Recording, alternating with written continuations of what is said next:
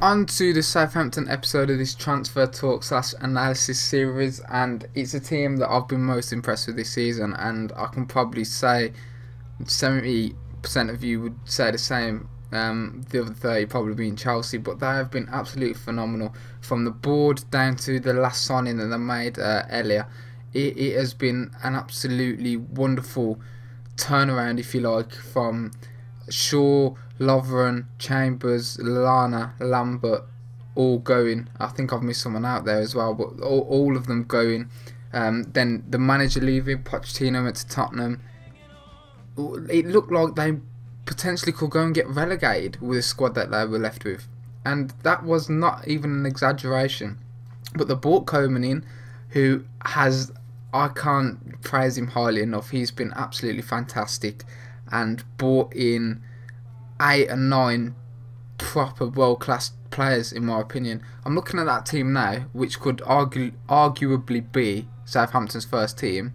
7 of them are Koeman signings, and it is phenomenal. He's kept the spawn with Wanyama, Font, and Schneiderlin. But other than that, you know, Alderweireld, Forster, Bertrand, Elia, Pella, Long and Tadic have all been brought in. And then there's players on the bench as well, like Mane and Gardos, and just players like that he's brought in, and they've done absolutely fantastically for Southampton this year. We'll start with the keeper, who's came down from Celtic in Scotland, and he probably had to make on average 2 saves a game, and again, that's not an exaggeration. Whilst he was playing at Celtic, sometimes he probably wouldn't even get a touch of the ball, but he's come into a league where he's going to get tested game in and game out, and he has stood up to that challenge, and he has performed well. You know, there's been the odd mistakes, but there always is going to be. And the thing that I like most about that, he hasn't let it affect him. For a young keeper, that is such a big thing to have mentally, to not let things affect you and get on your back. And he's played consistently well. Koeman's obviously installed so much confidence in him as well, and he's been fantastic. The fullbacks, Bertrand and Klein. Get on to Klein in a minute. We'll start with Bertrand on loan from Chelsea. Has been absolutely fantastic, and it's been such a big feature of Southampton's play to push the 2 fullbacks on and make chances and score goals, which they both have done. And Bertrand's a really, really good defender as well. You know, he played in the Champions League final against Bayern Munich and came out and won. So absolutely fantastic, inspired signing by Koeman. You know, he was on loan at Villa last year. He didn't do too badly, but he's come in and really flourished. And it would be a shame if they weren't able to keep him at the club next season. I'm sure it's something that Southampton will be looking at. And then over to the other side, Klein, who has finally broke into the England squad. I remember seeing him at Palace as like an 18-year-old and thinking what a good player he is. He's got pace and power. He's not afraid to get on the ball. He'll get forward for you, and he's an absolutely fantastic defender. With that pace, he uses it so well, and his positioning is good. He's been brilliant, and he fully deserves his call up to the England squad. Alderweireld, who's only a young lad again, has came in off a decent World Cup with Belgium, playing fullback when he did play for Belgium in the World Cup, and he's so fast, and he's a good young centre back. Him and Font have really struck up a very good partnership, and one of the best defences in the league, stats wise and performance wise for me. Yeah, so another great signing. You got the 2 in the midfield, Wanyama and Schneiderlin, who have been fantastic. I know they've been out injured. I don't think they're long-term injuries. They will be back soon, but it's a big test for Southampton when those 2 are out. But I remember the Newcastle game when Reed had to come in, and I believe it was Stephen Davis who played there, and they came and they fit in seamlessly, which is what I really like. Koeman, he's not afraid to give the young kids a chance, and they fit in and come and do a job. But this guy here is someone that they must keep if they want to push on. They cannot let him go this January, regardless. There is no chance. And one of the big pluses of Champions League football, if they can get it this season, is to make him stay, because he's that good a player. He could go and play for any of the big sides in this league or even abroad. I really do like Schneiderlin. It was an absolutely fantastic signing. I think it was Atkins at the time that had went in and got him. I can't speak highly enough of him. He's got passing ability. He can win the ball back. He's honestly got everything that you'd want in a deep line central midfielder, but he can also push on and get goals. Dusan Tadic as well, he's been absolutely brilliant. He's come in and been creative and got goals.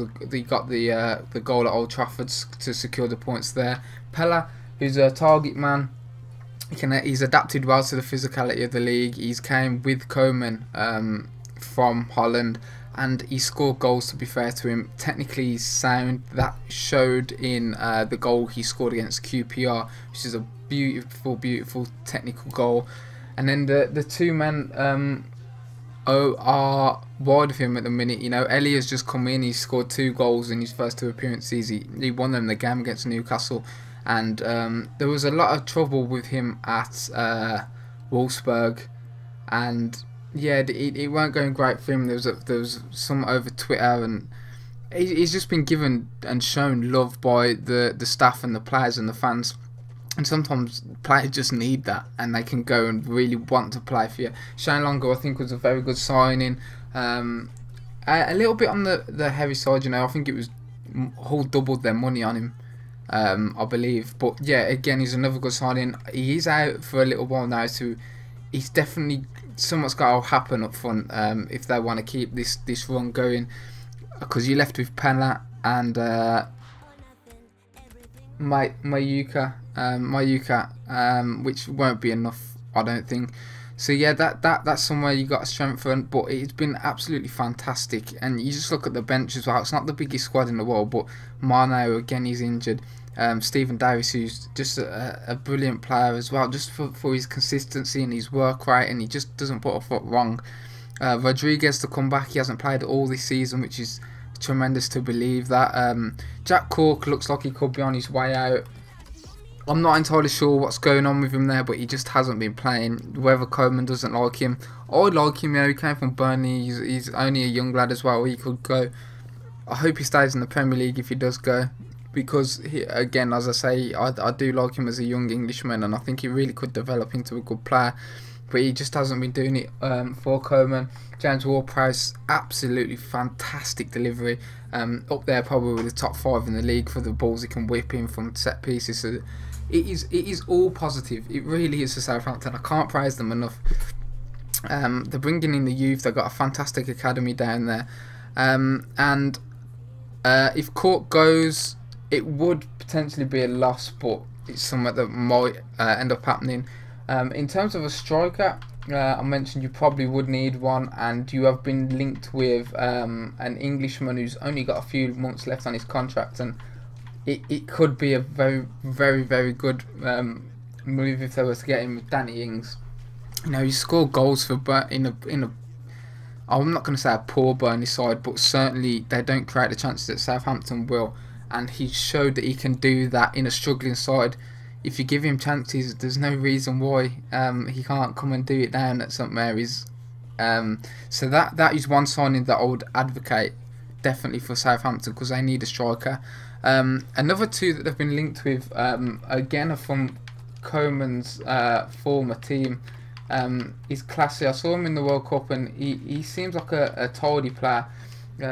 He did play in the World Cup. He's only a small player, but he will play in like a deep line role, kind of like a playmaker who can knit stuff together. So again, wouldn't be a bad signing.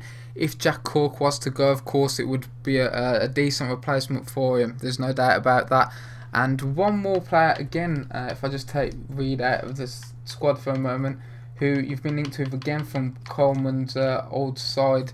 It doesn't actually look like he's on FIFA. It's Tommy Vinhella, that's the one. Again from Feyenoord, and he could potentially be coming in. Been linked with, good technically. He's just a solid all-round player. He's similar to Classy, but he will work hard for the team. Koeman obviously knows him well from his days at Feyenoord. So if they could get those 3 in, which they genuinely have been linked with, you know, you got a couple of injuries to deal with. There is real potential for a top 4 finish this season. I do believe that. I remember, I think it was Robbie Savage said a couple of months ago, it was before Christmas, saying that Southampton would get top 4. And although they'd been playing well, I honestly didn't believe it. I didn't think they'd come this far. And do this well. But I'm starting to believe now, when they've gone and got results at places like Manchester United, when the pressure's been on a little bit, why can't they go and get Champions League football? And I sincerely hope that they do, because they're a joy to watch. I think they're a fantastic footballing team. I really hope they do. They're a great side, and as I say, I can't praise them enough. So, thank you for watching this video. I think I've covered everything. Obviously, you got Jay Rodriguez to come back as well, which I haven't really said much about. But I don't want to keep the video too long. So, as I say, thank you for watching. If you enjoyed the content and agree with what I said, please like and comment. If you don't agree with anything, or you think Southampton fans you should sign anyone else, do let me know. And I'll see you on the next video, which I believe is Stoke City. So yeah, I'll be getting out pretty shortly. Thank you.